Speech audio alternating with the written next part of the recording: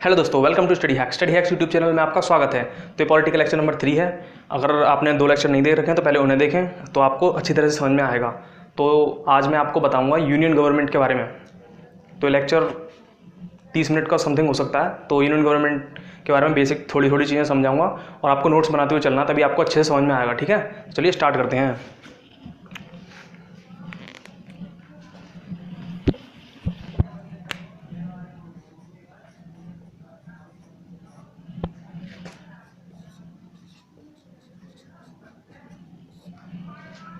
तो आज हम पढ़ेंगे सबसे पहले यूनियन गवर्नमेंट के बारे में।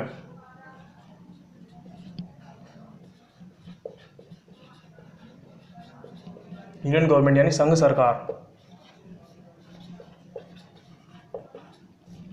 ठीक है, यूनियन गवर्नमेंट के अंदर अंदर 2-3 चीज़ें और आती हैं। ठीक है, यूनियन एग्जीक्यूटिव, यूनियन लेजिस्लेचर और यूनियन जुडिशरी। ठीक है, तो सबसे पहले हम इसको हिंदी में बात कर लेते हैं। यूनियन एग्जीक्यूटिव संघ कार्यपालिका,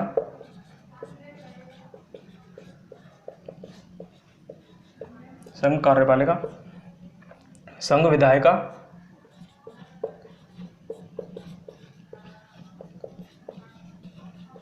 बाइलिंगुअल चलूंगा इसलिए, संघ न्यायपालिका।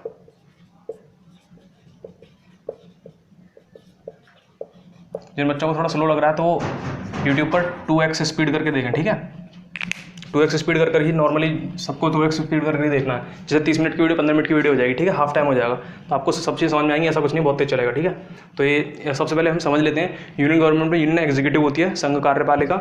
ठीक है, यूनियन लेजिस्लेचर में होती है संघ विधायिका, यूनियन जुडिशरी में होती है संघ न्यायपालिका।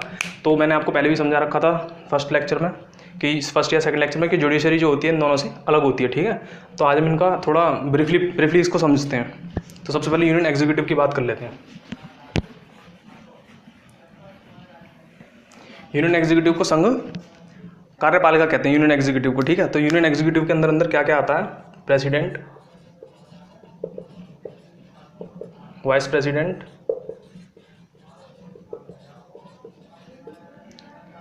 और council of ministers.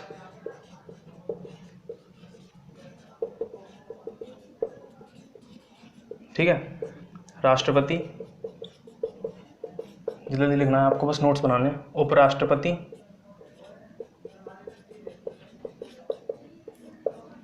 Council of ministers. Council of minister यानी कैबिनेट मिनिस्टर्स आते हैं इसके अंदर। काउंसिल ऑफ मिनिस्टर्स में भी और बहुत सारी चीज़ें होती हैं। ठीक है, काउंसिल ऑफ मिनिस्टर्स में आपको दिखवाता हूँ मैं, इसका अलग ही होता है। 3 लोग और इसमें आते हैं। स्टेट मिनिस्टर्स,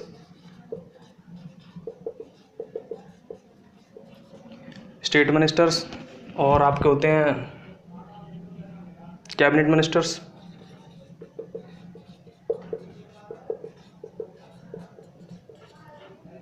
ठीक है, स्टेट मिनिस्टर्स, कैबिनेट मिनिस्टर्स और independent state ministers.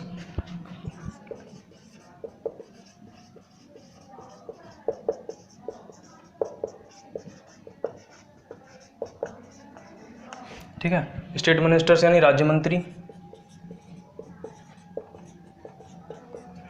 Cabinet ministers इसको हम कैबिनेट मिनिस्टर्स ही कहते हैं। इंडिपेंडेंट स्टेट मिनिस्टर को स्वतंत्र प्रभार राज्य मंत्री, स्वतंत्र प्रभार राज्य मंत्री। अभी होता क्या क्या है? ठीक है, अभी केवल इतना ही समझेंगे। यूनियन गवर्नमेंट के अंदर यूनियन एग्जीक्यूटिव आती है। वैसे तो 3 चीज़ आती है, मैंने आपको भी लिखवाई है। सबसे पहले यूनियन एग्जीक्यूटिव आती है। यूनियन एग्जीक्यूटिव के अंदर president, vice president and council of ministers, और फिर काउंसिल ऑफ मिनिस्टर्स के अंदर स्टेट मिनिस्टर, कैबिनेट मिनिस्टर्स और आपके इंडिपेंडेंट स्टेट मिनिस्टर्स। ठीक है, तो अभी हमने यूनियन गवर्नमेंट के अंदर, यूनियन एग्जीक्यूटिव के अंदर ये सारे पॉइंट्स की बात करी है। तो अब हम दूसरे पॉइंट पर चलते हैं, यूनियन लेजिस्लेचर, जो दूसरा वाला था। अभी इनके बारे में ब्रीफली जाएंगे नहीं, क्योंकि अभी मैं ब्रीफली चला जाऊंगा तो बहुत सारी रामायण है वैसे तो। यूनियन लेजिस्लेचर से पहले मैं कुछ चीज़ें समझाना चाहूँगा।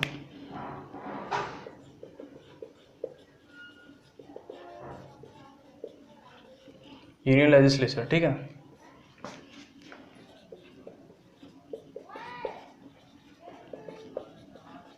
संघ विधायिका कहते हैं इसे। इससे पहले मैं कुछ चीज़ें आपको समझाना चाहूँगा यूनियन लेजिस्लेचर से पहले। नॉर्मल है, ठीक है। किसी भी कंट्री में, अपने वैसे तो इंडिया की बात कर रहा हूँ, इंडिया में एक सेंटर है, एक स्टेट है, एक स्टेट है, ठीक है। और तो इसके सेंटर के अंदर, स्टेट के अंदर, दोनों के अंदर मैं आपको ऐसे डिफाइन करके चलूँगा कि दोनों के अंदर जो पावर होती हैं, जो अपर पर्सन होते हैं, वो दोनों के अंदर सेम सेम होते हैं, पर जो सेंटर के अंदर होता है उसकी पावर ज़्यादा होती है। स्टेट के अंदर होता है उसकी सेंटर वाले से थोड़ी पावर कम होती है, पर स्टेट के लिए उसकी पावर हाई होती है। इसी तरीके से बात करते हैं तो सबसे पहले इन दोनों में हाउसेस के बारे में जान लेते हैं। सेंटर के अंदर हाउसेज होते हैं, ठीक है, 2 हाउसेज होते हैं, लोकसभा, इसको लिखना मत, यहाँ पे बस केवल मैं समझा रहा हूँ अभी, केवल है ना, राज्यसभा, ये सब आगे मैं आपको बताऊंगा। लोकसभा, राज्यसभा, ऐसे ही स्टेट में होता है आपका लेजिस्लेटिव असेंबली, ठीक है, और इसमें होता है लेजिस्लेटिव काउंसिल। अब क्या है कि इसमें जैसे कि लोकसभा की जो पावर सेंट्रल के लिए है, वैसे ही स्टेट के लिए लेजिस्लेटिव असेंबली की पावर सेम है, ठीक है। ऐसे ही राज्यसभा की जो पावर सेंटर के लिए है, उसी तरीके से लेजिस्लेटिव काउंसिल की पावर स्टेट के लिए सेम है, ठीक है। अब मैं एक और चीज़ में समझाना चाहूँगा, ये तो हो गई हाउसेस की बात दोनों के अंदर। अब यहाँ पर जैसे कि यहाँ पर होता है प्रेसिडेंट, ठीक है, president is head, constitutional head of centre, ठीक है, सेंटर बोल सकते हैं या फिर आप इसको संघ बोल सकते हैं, ठीक है, वो राज्य है। उसी तरीके से जिस तरीके से president is equivalent in centre, वैसे ही स्टेट के लिए इक्विवेलेंट क्या होगा, गवर्नर, ठीक है, समझ रहे हो ना मेरी बात को, गवर्नर होगा। उसी तरीके से प्रेसिडेंट के अंडर में जो आएगा, और वैसे ही गवर्नर के अंडर में जो आएगा, प्रेसिडेंट के अंडर में तो पीएम आता है, पीएम, प्राइम मिनिस्टर, ठीक है, वैसे ही गवर्नर के अंडर में सीएम आता है, यानी चीफ मिनिस्टर्स, उसके अंडर में बाकी सारी चीज़ें आती हैं। इसको हम कॉन्स्टिट्यूशनल हेड कहते हैं। उसी तरीके से इसको भी हम कॉन्स्टिट्यूशनल हेड कहेंगे फॉर स्टेट, ठीक है। और बाकी सारे काम जो चीफ मिनिस्टर करते हैं इनके नाम पर, ऐसे ही सारे काम पीएम करते हैं प्रेसिडेंट के नाम पर। ये बात आपको ध्यान रखनी है। इसको लिखना चाहे तो लिख सकते हो, नहीं तो इसको बस केवल मैंने एक बेसिक स्ट्रक्चर माइंड में जो है क्रिएट हो जाएगा आपके, कि आखिर होता क्या क्या है। यही सब चीज़ें आपको घुमा फिरा के आगे सारी पॉलिटी में यही सब चीज़ें यूज़ होने वाली हैं, ठीक है। सेंटर और स्टेट, इसकी पावर ज़्यादा, इसकी पावर थोड़ी कम। हिंदी में आपको इन सबों को मैं हिंदी में वैसे तो लिखवाऊँगा, पर मैं बता देता हूँ। लोकसभा को निम्न सदन कहते हैं, निम्न सदन। राज्यसभा को उच्च सदन। इसी तरीके से लेजिस्लेटिव असेंबली होती है, लेजिस्लेटिव असेंबली, इसको हम कहते हैं, लेजिस्लेटिव असेंबली को कहते हैं विधानसभा, लेजिस्लेटिव काउंसिल को कहते हैं विधान परिषद। लेजिस्लेटिव असेंबली विधानसभा, लेजिस्लेटिव काउंसिल विधान परिषद, ठीक है। तो ये आपको इसको एक बेसिक स्ट्रक्चर दिमाग में क्रिएट कर सकते हो, ठीक है। तो अभी हम यूनियन लेजिस्लेचर पर आ जाते हैं, ठीक है, यूनियन लेजिस्लेचर पर।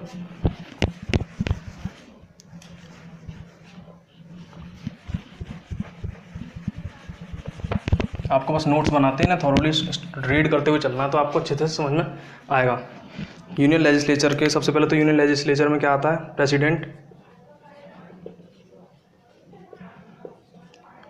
लोअर हाउस,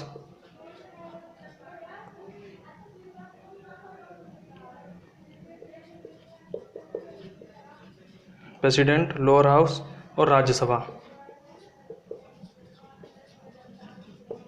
इसको हम अपर हाउस भी कहते हैं। ये बाकी सारे नाम मैं भी आपको बाद में लिखवाऊंगा, केवल अभी इतना ही समझ लो।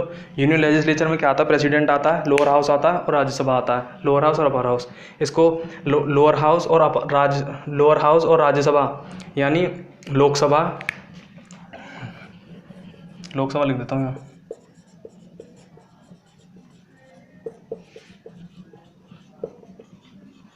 और अच्छे से क्लियर होगा, ठीक है। देखो, प्रेसिडेंट, लोकसभा और राज्यसभा, तो ये तीनों जो है यूनियन लेजिस्लेचर के अंदर आते हैं। लोकसभा हमारे जो है सेंट्रल के सदन है, ये मैंने अभी आपको पूरी जो समझाया था उसके अंदर आप इस चीज़ समझ रहे होंगे अब, है ना। तो ये है। और ये राज्यसभा के मेंबर्स को भी इनके मेंबर्स को हम एमपी कहते हैं। उसी तरीके से हम लोकसभा के सदस्यों को भी हम एमपी ही कहते हैं। दोनों के सदस्यों को हम एमपी ही कहेंगे। इसके सदस्यों को भी एमपी कहेंगे, इसके सदस्यों को भी एमपी कहेंगे। अभी एमपी है क्या, ये मेंबर ऑफ पार्लियामेंट है, ठीक है, मेंबर ऑफ पार्लियामेंट, यानी ये भी पार्लियामेंट का पार्ट है, ये भी पार्लियामेंट का पार्ट है, तो जो इनके सदस्य होते हैं उनको मेंबर ऑफ पार्लियामेंट ही हम कहेंगे। ठीक है, अब आते हैं यूनियन जुडिशरी पर। यूनियन जुडिशरी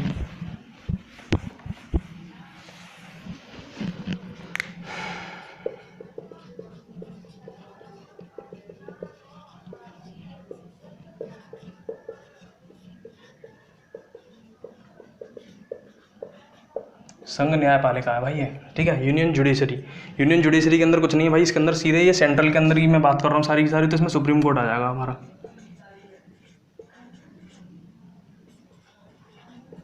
ठीक है, अभी हम स्टेट के बात जब करेंगे तो उसके अंदर भी आपको सारी चीज़ें समझाऊंगा, पर अभी हम सेंट्रल की बात कर रहे हैं। ठीक है, अब कुछ पॉइंट्स मैं लिखवाऊंगा जो मैंने तैयार कर रखे हैं। ठीक है, ये आपने लिख लिया होगा। सबसे पहले हम जैसे सेंट्रल अपनी एक अलग काउंसिल ऑफ मिनिस्टर होती है, वैसे स्टेट की भी एक अपनी एक अलग काउंसिल ऑफ मिनिस्टर्स होती है। इसको मैं लिखवा देता हूँ, जल्दी लिख लिए। जैसे सेंटर की अपनी काउंसिल ऑफ मिनिस्टर्स होती है,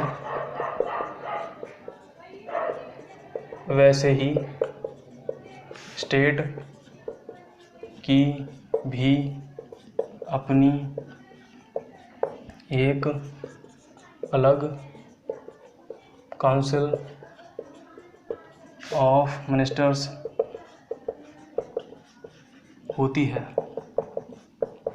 समझ रहे हो मेरी बात? मैंने जो अभी आपको समझाया था नीचे कि इन दोनों में जैसे ऐसी चीज़ें आती हैं तो उन्हीं के अंदर है, जैसे जो सेंटर की होगी वही स्टेट की अलग होगी, पर दोनों अलग अलग काम करेंगे, पर पावर्स वही सेम सेम होती हैं, पर इसकी पावर्स सेंट्रल की ज़्यादा होती हैं, स्टेट की कम होती हैं। ठीक है,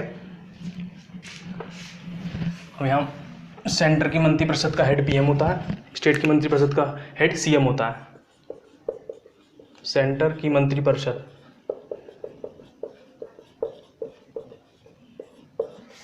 का हेड पीएम होता है, बोले तो प्राइम मिनिस्टर। ठीक है, और वैसे ही स्टेट की मंत्री परिषद का हेड आपका सीएम होता है, बोले तो चीफ मिनिस्टर।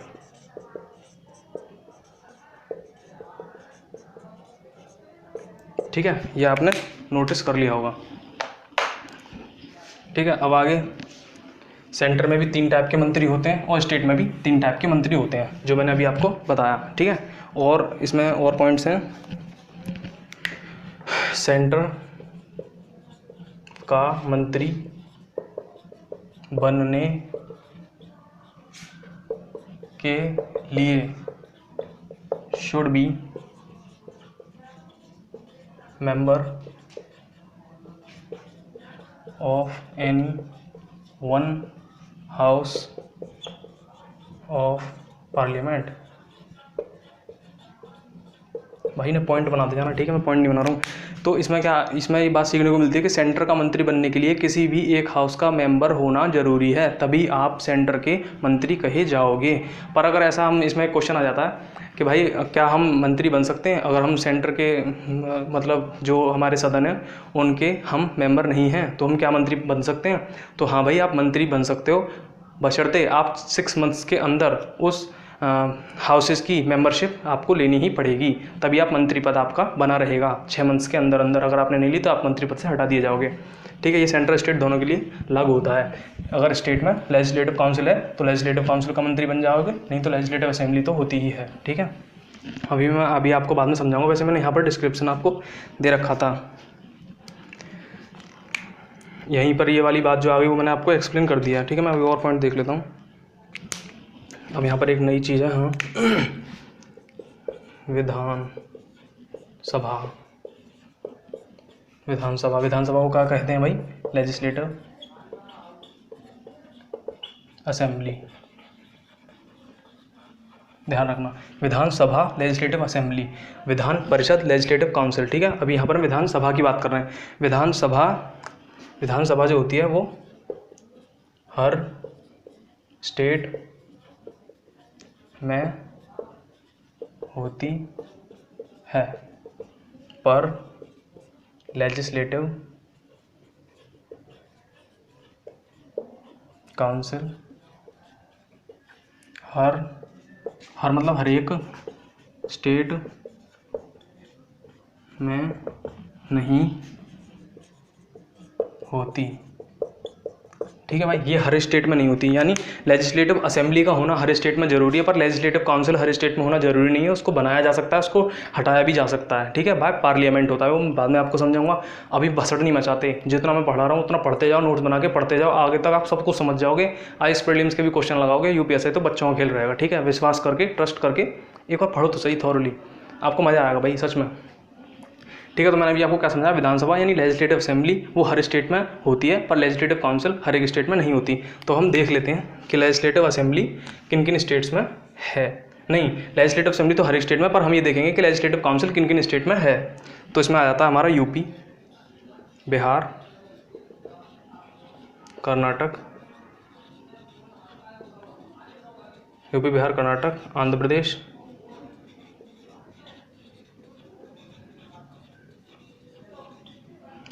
महाराष्ट्र, जम्मू कश्मीर,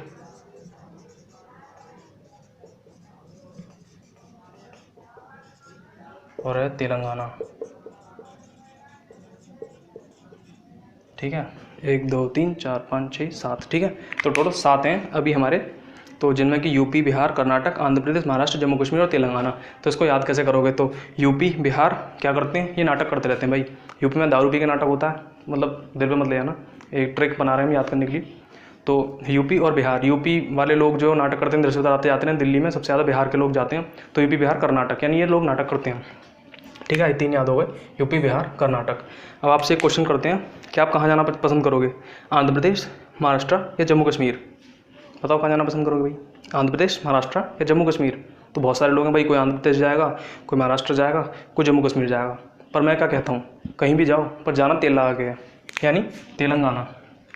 समझ रहे हो? अब कौन जाएगा, कहाँ जाएगा भाई, बस चलेंगे, रहने दो। समझ में आया ना? आंध्र प्रदेश, महाराष्ट्र, जम्मू कश्मीर सब जगह जाना चाहते हैं, पर जाएंगे तो सब लोग, क्योंकि सबसे ज़्यादा जम्मू कश्मीर को मज़ा आएगा। पर मैंने क्या कहा, कंडीशन है भाई, तेल लगा के जाना है। समझ रहे हो ना? सारी ट्रिक्स एंड ट्रिक्स पॉजिटिव लोगे तो सही है, नेगेटिव लोगे तो बेड़ा गर्क कर दोगे तुम। नेगेटिव नहीं लेना भाई, सब पॉजिटिव लोगे। ठीक है, तो ये पॉइंट इसको अच्छी तरह से करेंगे, क्योंकि इसमें क्वेश्चन जरूर बन जाता है। कोई भी चेक कर लेता है कि बच्चों को पता है लेजिस्लेटिव काउंसिल, लेजिस्लेटिव असेंबली कहाँ है, कहाँ नहीं है, ये सब पूछ लेता है। अब एक और पॉइंट लिखो, जहाँ दोनों हाउस होते हैं,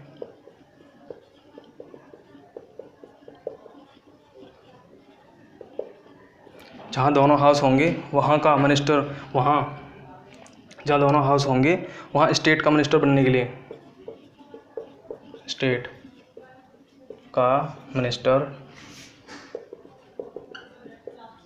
बनने के लिए should be member of any one house. ठीक है, जहाँ दोनों हाउस होंगे, यानी इसका मतलब ये है कि जहाँ दोनों हाउस होंगे, दोनों हाउस स्टेट में कौन से होते हैं, अभी मैंने आपको बताया, legislative assembly and legislative council. ठीक है, तो यहाँ दोनों हाउस होंगे, तो वहाँ स्टेट का मिनिस्टर बनने के लिए किसी एक हाउस का मेंबर होना ज़रूरी है। ठीक है, तो और इसमें दूसरी चीज़ कि जहाँ पर अगर एक ही हाउस हो, जैसे कि मैंने केवल 7 के नाम लिखवाए, बाकी सब में तो केवल लेजिस्लेटिव असेंबली है ना भाई, तो यहाँ का मेंबर बनने के लिए it must be necessary to be a member of legislative assembly, यानी यहाँ पर कंपलसरी है कि आपको लेजिस्लेटिव असेंबली का मेंबर बनना ही है, तभी आप वहाँ कर मिनिस्टर बन पाएंगे। ठीक है, तो ये पॉइंट इंपॉर्टेंट है, इसको जरूर नोट कर लेना, वीडियो पॉज करके नोट करना। ठीक है, टाइम ज़्यादा नहीं लगाएंगे, हर एक चीज़ जल्दी जल्दी करेंगे हम। स्टेट या सेंटर दोनों में अगर किसी हाउस का सदस्य नहीं है तो क्या वो मिनिस्टर या सीएम पद पर बना रह सकता है 6 मंथ का, अगर वो मेंबरशिप ले लो, तो मैं बता चुका हूँ। ठीक है, ये वाला पॉइंट इंपॉर्टेंट था। पार्लियामेंट, अब इसमें कुछ पॉइंट लिखते हैं। पार्लियामेंट मैं बता चुका हूँ वैसे, तो पार्लियामेंट के हाउस बताइए, सबसे पहला हाउस कौन सा है, दूसरा हाउस कौन सा है, लोकसभा, राज्यसभा, पार्लियामेंट के हाउसेज हैं, ध्यान से इसे पढ़ लीजिए। पार्लियामेंट के हाउस होते हैं लोकसभा और राज्यसभा, बाद में इनके बहुत सारे नाम बाद में लिखवाऊंगा, ठीक है। अभी केवल इतना याद करो, पार्लियामेंट के हाउस होते हैं, पहला लोकसभा और दूसरा राज्यसभा। पार्लियामेंट के मेंबर जनता के द्वारा डायरेक्ट चुने जाते हैं भाई। पार्लियामेंट के मेंबर जनता के द्वारा डायरेक्ट इलेक्ट होते हैं। याद करना ही पॉइंट है, ठीक है। पार्लियामेंट के मेंबर जो जनता के द्वारा डायरेक्ट इलेक्ट होते हैं और इनका टेन्योर बोले तो कार्यकाल 5 ईयर्स का होता है। ये क्वेश्चन आएगा, वैसे तो बहुत नॉर्मल चीज़ है ये। 5 साल का इनका कार्यकाल होता है। पार्लियामेंट के मेंबर जनता के द्वारा डायरेक्ट चुने जाते हैं, ठीक है। ये बात आपको ध्यान रखनी है। पार्लियामेंट के पार्ट्स की बात कर लेते हैं। पार्लियामेंट के हाउसेस की बात करिए, हम पार्लियामेंट के पार्ट्स की बात करते हैं। पार्लियामेंट के पार्ट्स, ठीक है। पार्लियामेंट के पार्ट्स के कुछ नहीं है, राष्ट्रपति आएगा हमारा, प्रेसिडेंट,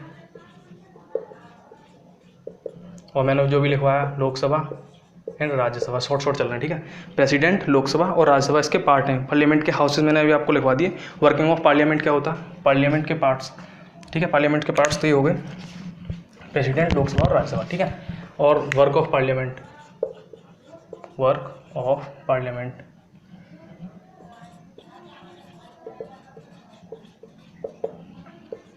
टू मेकिंग ऑफ, भाई मैं दोनों लैंग्वेज चल रहा हूँ वैसे, आप इस चीज़ आपको समझ में आनी चाहिए। ये चीज़ क्या लिखी हुई है, टू मेकिंग ऑफ लॉस, यानी लॉ को बनाना, ठीक है। और इसे मैं हिंदी में लिखने लगा तो बहुत ज़्यादा टाइम चला जाएगा। पार्लियामेंट जी आप बस समझते जाओ, चलो ठीक है, ठीक। अब एक व्यक्ति एक हाउस, एक मतलब इसमें मैं ये बताना चाहता हूँ कि एक व्यक्ति एक साथ कभी भी दोनों हाउसेस का मेंबर नहीं हो सकता।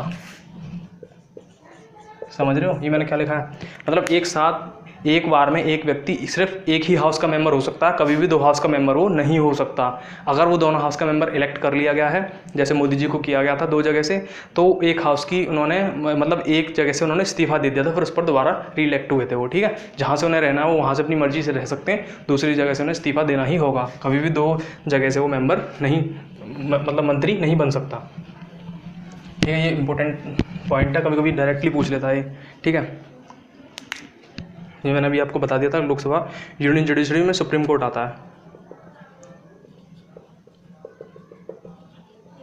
Supreme court.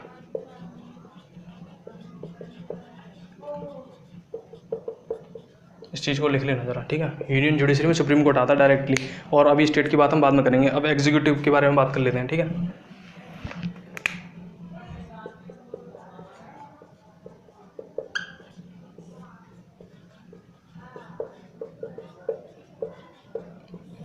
एग्जीक्यूटिव यानी कार्यपालिका, ठीक है। एग्जीक्यूटिव यानी कार्यपालिका। कार्यपालिका काम का होता है भाई, मैंने पहले बता चुका है, बताइए। इम्प्लीमेंटेशन ऑफ लॉस, कानूनों को लागू करना,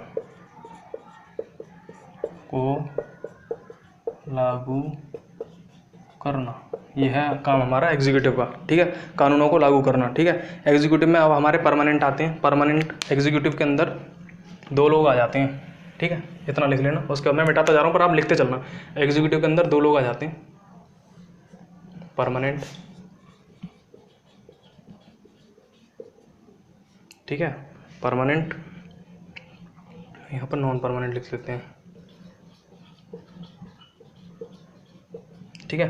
परमानेंट के अंदर आप बता सकते हो कौन आता है, नॉन परमानेंट के अंदर आप बता सकते हो कौन आता है एग्जीक्यूटिव के अंदर। देखो परमानेंट के अंदर IAS PCS के जो अधिकारी सेलेक्ट होते हैं, IAS PCS ये सब बहुत सारे पद हैं ऐसे ही, ये होते हैं नौकरशाह।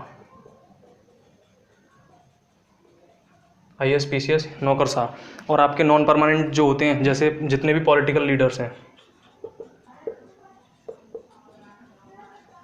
जिनका कार्यकाल सीमित समय तक के लिए होता है, ज़्यादातर से 5 साल तक के लिए होता है। इसमें सारे जितने भी पॉलिटिकल लीडर, PM हो गया, CM हो गया, कैबिनेट मिनिस्टर्स हो गए,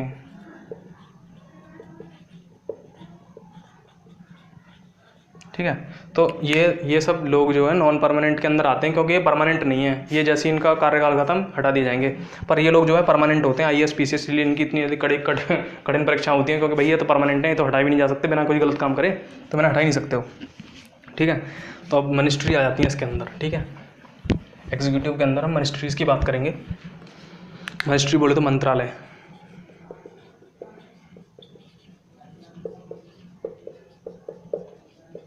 मिनिस्ट्री मीन्स मंत्रालय। मिनिस्ट्री के अंदर आएगा काउंसिल ऑफ मिनिस्टर्स, ठीक है।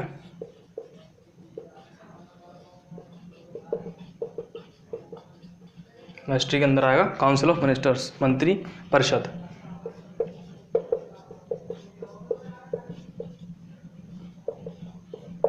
मंत्री परिषद, ठीक है। तो अभी इसके अंदर आपको मैं बताता हूँ कि काउंसिल ऑफ मिनिस्टर, जैसे सबसे पहले तो एग्जीक्यूटिव के अंदर मिनिस्ट्रीज आती हैं, मिनिस्ट्रीज के अंदर काउंसिल ऑफ मिनिस्टर्स आते हैं, ठीक है। कैबिनेट स्टेटमेंट्स और इंडिपेंडेंट स्टेटमेंट्स में पहले भी लिखवा चुका हूँ। कैबिनेट मिनिस्टर्स, स्टेट मिनिस्टर्स और इंडिपेंडेंट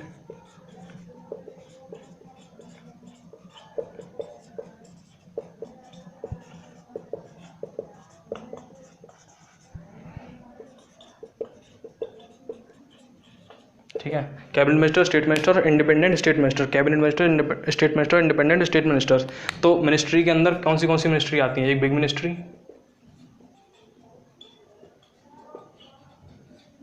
और एक आती है आपकी स्मॉल मिनिस्ट्रीज।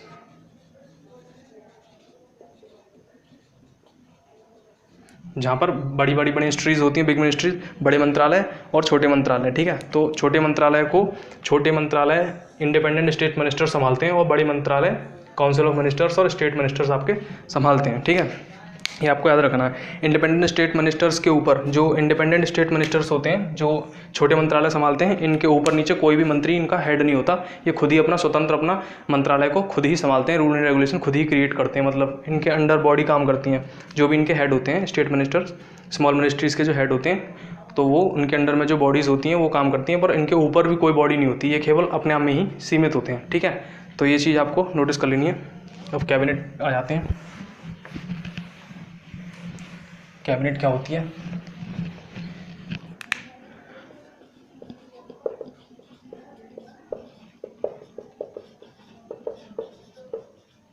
ठीक है, मंत्रिमंडल, ठीक है, मंत्रिमंडल। कैबिनेट में मंत्रिमंडल, इसमें ओनली कैबिनेट मिनिस्टर्स ही आते हैं। कैबिनेट में ओनली कैबिनेट मिनिस्टर्स ओनली, ठीक है। इसमें कैबिनेट मिनिस्टर्स आते हैं only. Cabinet is a part of council of ministers. Cabinet जो है एक काउंसिल ऑफ मिनिस्टर्स का ही पार्ट है। Cabinet is a part of council of ministers, point लगा के लिख सकते हो। Cabinet is the part of council of ministers. Cabinet is a part of council of ministers. Cabinet is a part of council of minister. मंत्रिमंडल मंत्री परिषद का ही भाग होता है। मंत्रिमंडल मंत्री परिषद का भाग होता है, ठीक है। Cabinet is the part of council of minister, यानी मंत्रिमंडल मंत्री परिषद का ही भाग होता है। कैबिनेट और काउंसिल मिनिस्टर दोनों का हेड PM होता है। कैबिनेट और काउंसिल ऑफ मिनिस्टर्स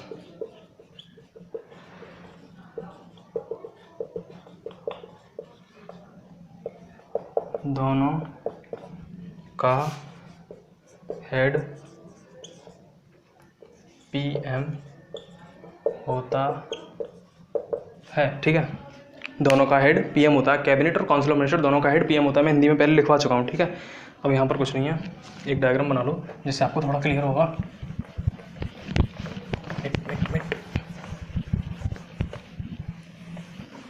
ठीक है, काउंसिल ऑफ मिनिस्टर्स ये होती है हमारी काउंसिल ऑफ मिनिस्टर्स।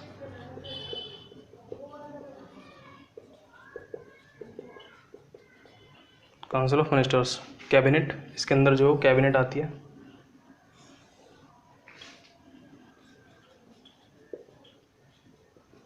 कैबिनेट आती है और उसके अंदर फाइनेंस मिनिस्टर्स आते हैं।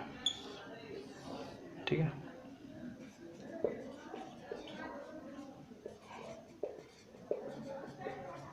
कुछ चीज़ें ना क्लियर हुई हैं तो डरने की कोई ज़रूरत नहीं है, मैं आगे जाके सारी चीज़ें क्लियर करूँगा। ये डायग्राम है, बस आपको समझना है। ठीक है, तो बस एक यही चीज़ है। अगर आपको कोई भी प्रॉब्लम हो तो मैं ईमेल आईडी दे दूँगा, उस पर डायरेक्ट मैसेज कर सकते हो, मैं आपके सीधे प्रॉब्लम्स को सुन सकता हूँ। और टेलीग्राम ग्रुप ज्वाइन कर लीजिए, जिसमें आपको बहुत सारी चीज़ों के बेनिफिट मिलेंगे। मैं अपलोड करता रहता हूँ उस पर बुक्स वो से रिलेटेड सारी चीज़ें और अपने चैनल से रिलेटेड सारी चीज़ें जो UPSI के लिए ओरिएंटेड होंगी। तो इसमें आपको अगर कोई भी प्रॉब्लम होती है तो मेरे से आप डायरेक्टली मैसेज कर सकते हो। ठीक है, तो अगले लेक्चर में हम PM के बारे में बात करेंगे, आर्टिकल 52। तो आज के लिए बस इतना ही, बाय बाय।